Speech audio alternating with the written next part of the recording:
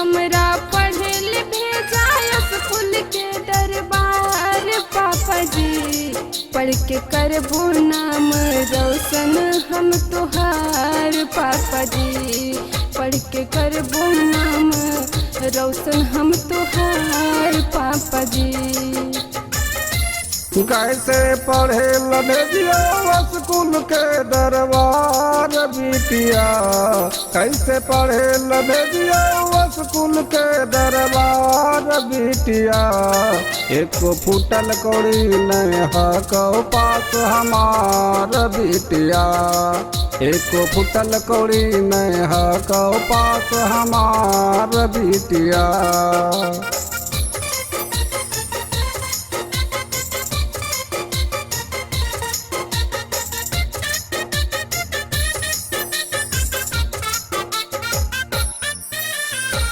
छह से 14 बरस के लइकन के है फिर पढ़ाई।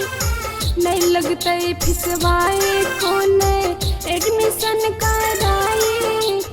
कॉपी किताब और ड्रेस के पैसा देते सरकार पापा जी।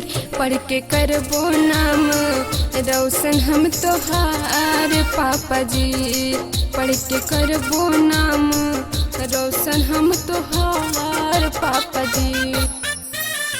रोज सवेरे उठ के हमरा खेतवा जाए पड़ो है।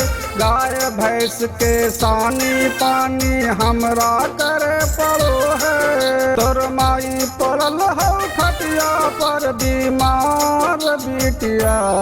एको फुटल कौड़ी नहीं हको पास हमार बिटिया।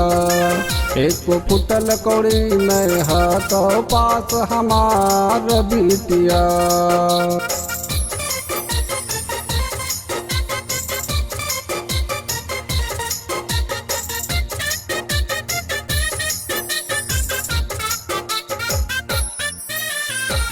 उठ के भोरे खाना पका के बकरी बांध भी लेबे। बाबू माई के खाना खिया के तब हम स्कूल जेबे। पैसा कौड़ी के नहीं है हमरा दरकार पापा जी। पढ़ के करबो नाम रोशन हम तोहार पापा जी।